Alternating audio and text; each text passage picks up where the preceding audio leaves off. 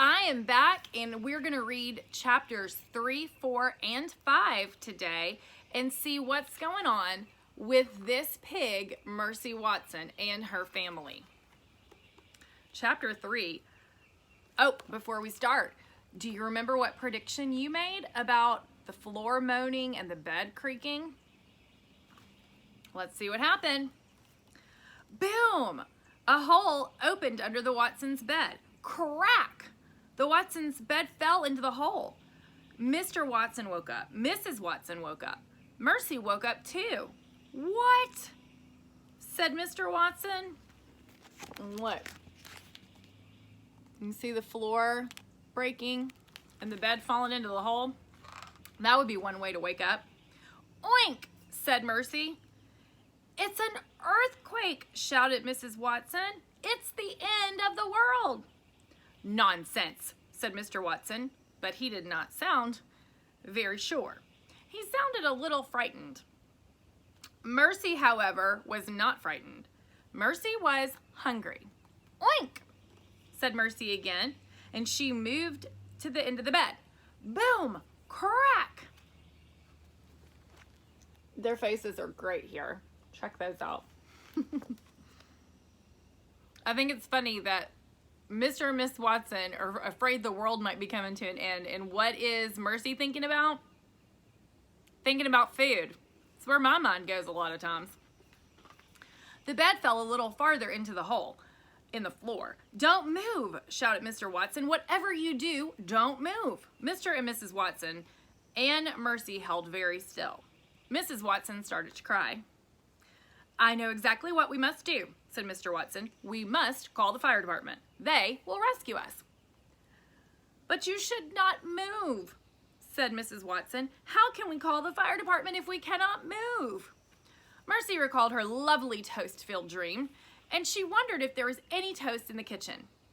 While Mr. Watson and Mrs. Watson were arguing, Mercy hopped off the bed. Boom! Crack! What was Mercy not supposed to do? That's right, she wasn't supposed to move, but she couldn't stop thinking about toast, so she went ahead to the kitchen. Look, said Mrs. Watson. Mercy had escaped. She's going to find help, said Mr. Watson. She's going to alert the fire department. Mercy left the bedroom at a gallop. She was in a hurry. She was on her way to the kitchen.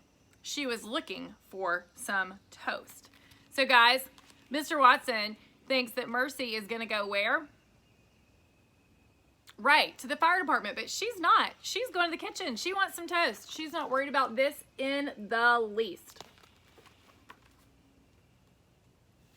In the kitchen, Mercy sniffed the table. She sniffed the kitchen counters. She sniffed the floor. But there was no toast. There was not even a crumb of toast. Mercy's stomach growled in disappointment. Why do you think there was no toast? Why was there not any toast made in the kitchen? Think about that. Do you think it's because Mrs. Watson is still in bed and she's the one who makes the toast? Boom, crack. Help us, Mrs. Watson called. Mercy thought very hard. Where could she get a snack? And the answer came to her. Baby Lincoln always had sugar cookies. Baby Lincoln lived next door. And Baby Lincoln liked to share. Mercy took the kitchen doorknob in her mouth. She turned it. Help, Mrs. Watson called again. Sugar cookies, thought Mercy, and she stepped outside. So she's leaving. She's going next door. Is she going next door for help? Nope, she's going next door to see if the baby that lives there can give her a sugar cookie. Let's see how this turns out. Chapter 5. The Lincoln sisters live next door to the Watsons. Eugenia Lincoln is the older sister, and she has many opinions. One of Eugenia's opinions is that pigs should not live in houses. Eugenia often says, listen closely to me, baby. Pigs are farm animals. They belong on farms. They do not belong in houses. Yes, sister, says baby.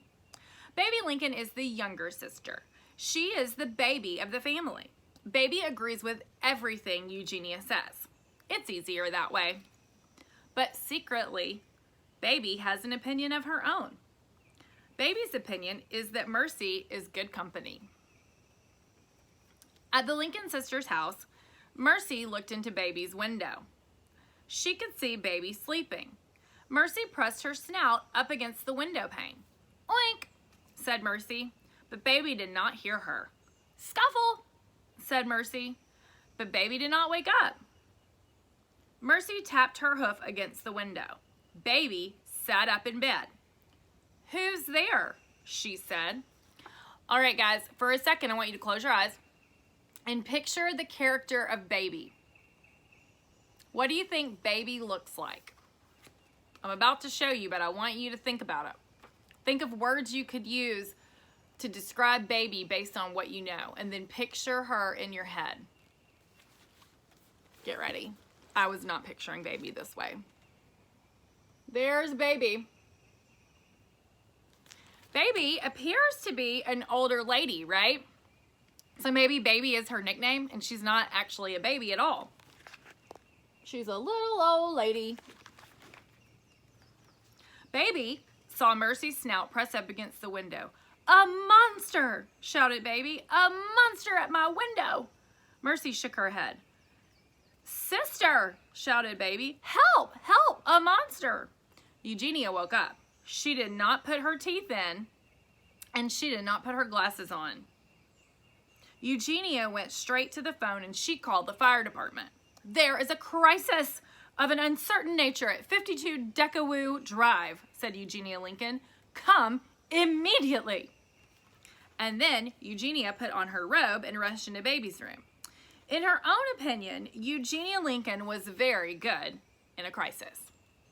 All right, so this is Eugenia, and she's a little bit older than Baby. She's her older sister, but they're both older ladies that live next door.